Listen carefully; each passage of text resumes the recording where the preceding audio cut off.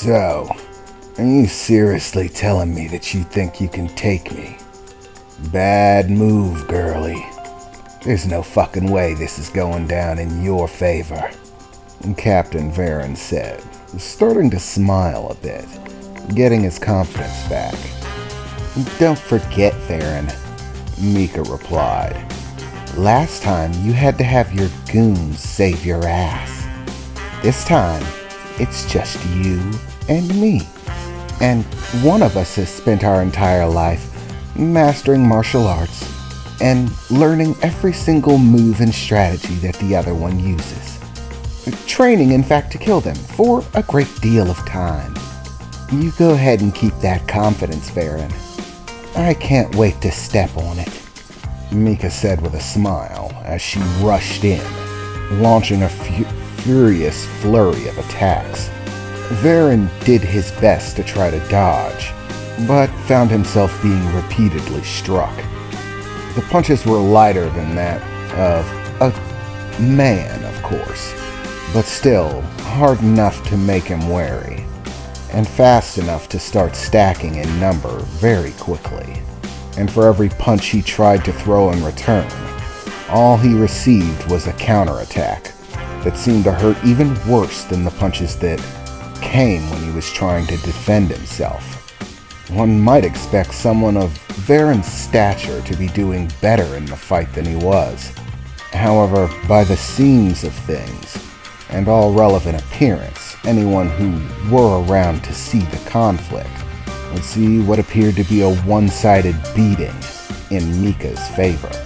His every move countered before he could complete it, only resulting in either no result at all, or being punished brutally for it, extending a punch to find an elbow to the back of his arm. Every punch he throws, every punch he receives, only whittling him down farther. On multiple occasions, finding himself being struck in the very spot that she planted the blade in him before, which shuddered a great deal of pain into his body. Mika reeled him with punch after punch, kick after kick, knees and elbows.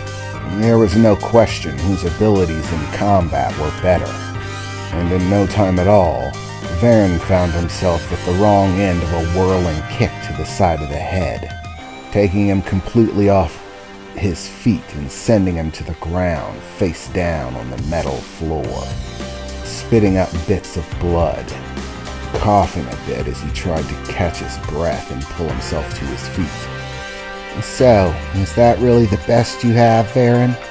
At this point, you're not much more than a punching bag. Aren't you gonna do anything? Make this fun for me. You did kill my parents. I'm trying to enjoy this, but your patheticness is just sort of killing it for me. Shut up, you bitch, Varen replied, gritting his teeth, wiping away small amounts of blood from his mouth. Are you proud of yourself, huh? Dedicating all that time and energy to killing one fucking guy. Wasting years of your life on vengeance. And what did it get you? A membership on board a scabrous fucking crew.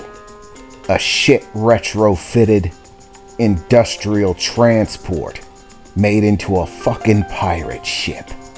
I had plans, ambitions, goals, things of real value to accomplish. And all you had was a bunch of pent-up anger because your parents caught a rough deal, wasting your whole life on the one bad moment that I happened to cause. It's fucking pathetic if you ask me.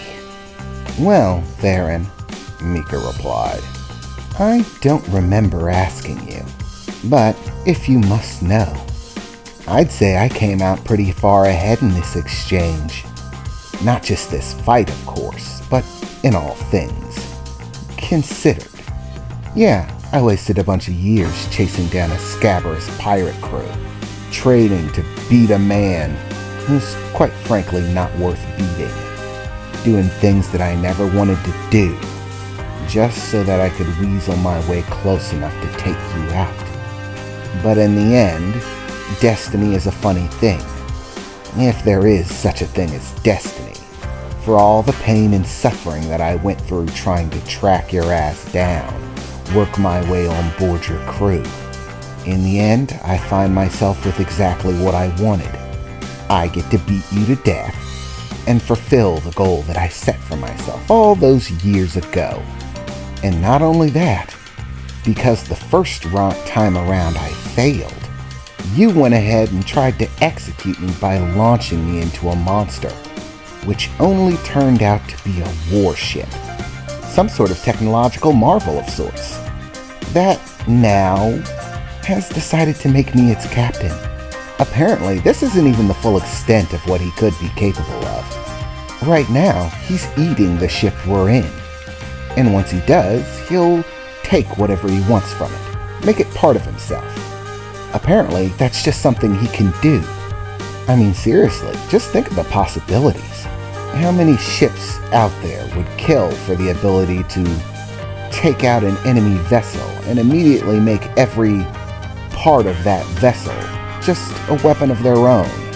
You fight somebody who's got a better engine than you, it's yours.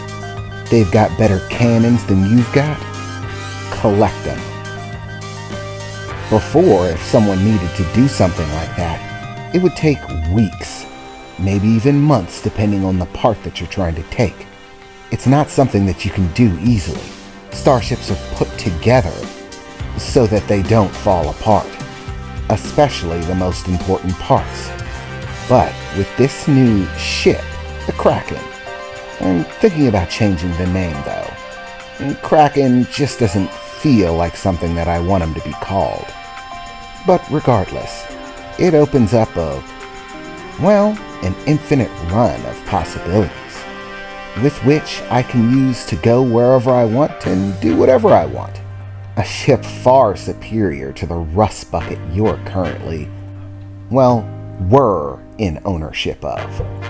Even if you hadn't destroyed my life, I wouldn't have been in possession of anything like this. So, for the loss of everything that I once loved, unfortunately all I get out of it is your demise and a kick-ass battleship. But it's much better than what you're getting, Mika said, staring down at him intensely. In fact, this whole thing is just disappointing. No matter how much I hit you, I don't really feel any better about it. In fact, I'm just so over this experience that I'm done fighting you at all. It doesn't give me the satisfaction that I thought it would.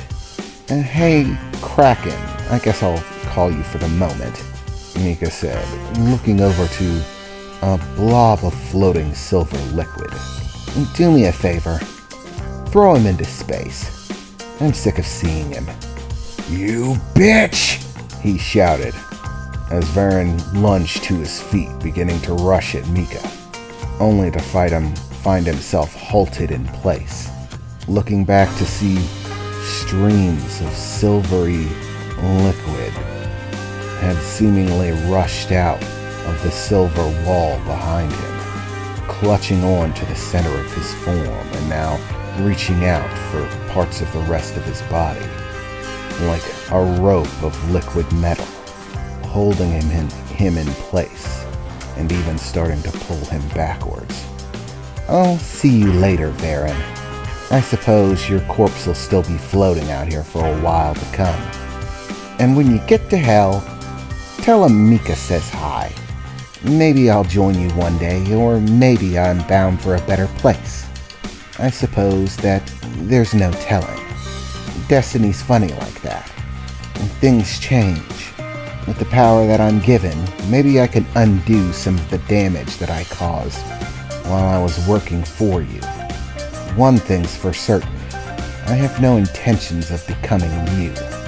Whether my greatest destiny is great or minuscule, from this point on, it no longer concerns the likes of you.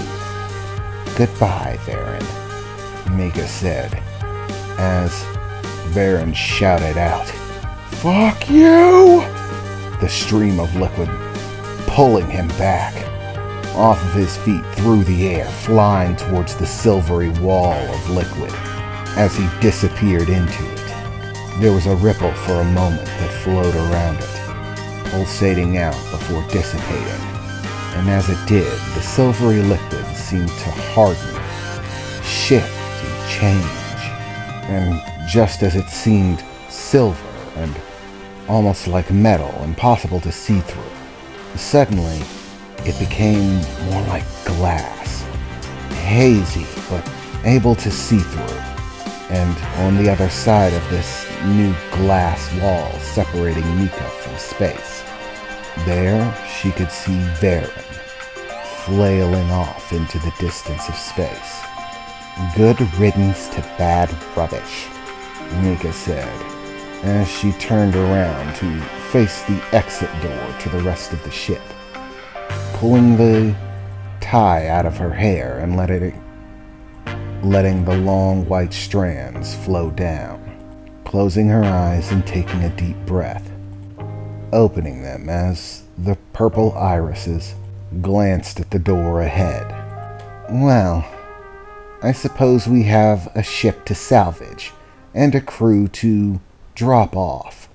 But, all in all, I think today was a good day," Mika said with a half-sideways grin.